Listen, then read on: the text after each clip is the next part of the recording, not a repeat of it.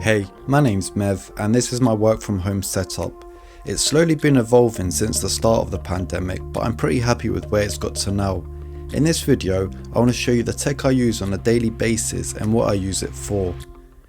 What I use the most is my M1 MacBook Air. I chose to go for the base spec M1 Air because for my day job I mainly remote into a powerful PC at work.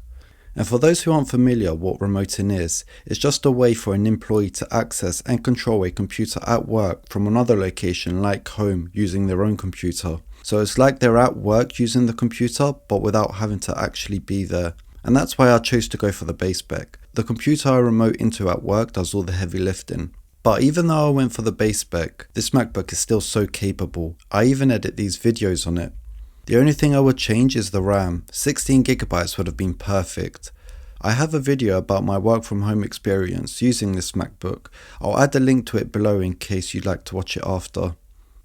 So this is the PC I used to use when we first started to work from home. It definitely did the job, but with work from home being completely remote for me now, I wanted the M1 because of its portability so I can work around the house and for the reduced power consumption to hopefully save on some bills.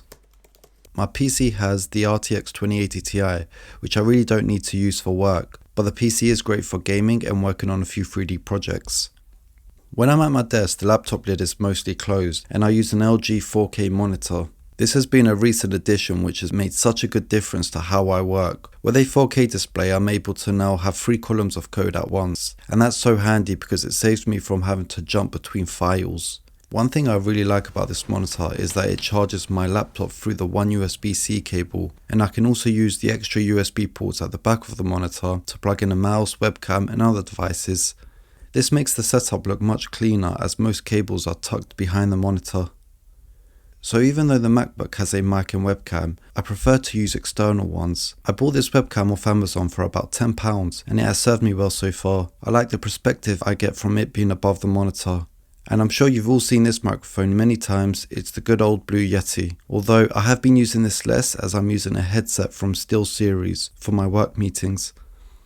Now, as someone who writes code, you can always do with having lots of keyboards. Sometimes I swap them out, but I find myself always coming back to this one. It's the Keychron K3 low profile mechanical keyboard with red switches. The thing I like about it is that it's low profile. My hands stay straighter on the desk than they do on my chunkier keyboard. However, if I had to choose only one keyboard, for now I'd actually go with the one on the M1 MacBook Air. I find myself mistyping less on that than on any of my other keyboards, but I really need to try more keyboards to find the ideal one. These Philips Hue light bars have been one of my favourite additions to the office. They provide extra lighting that makes such a difference. I'm really not a fan of the flat lighting you get in an office, and that's why I have the Philips Hue light bars on, so it adds some colour and ambience to the room. I have a Soundcore Flare 2 in the corner of the desk. It's my speaker that pretty much plays lo-fi music or other ambient music all day while I work. Honestly, it's a great little speaker with good bass and I believe you can connect up to 100 of them together. As you can see, my setup is a bit bare bones, but I plan to be adding and changing it more and more as time goes on. My main priority is to add soundproofing to the bare walls by putting up some panels, posters and shelves, which should also help with reducing the echo. But come on, here's how my desk usually looks like on a busy day. Not too bad, but definitely not as minimal and clean as here. At the end of the week I do try and do a clean up and get it back to looking tidy. But yeah guys, thank you so much for watching. If you enjoyed this, please give it a like and maybe subscribe as I have more videos to come that will cover tech I use and also some of the workflows and tools I've made to help me stay productive. So yeah, a lot to come, so why not stick around and I'll see you later.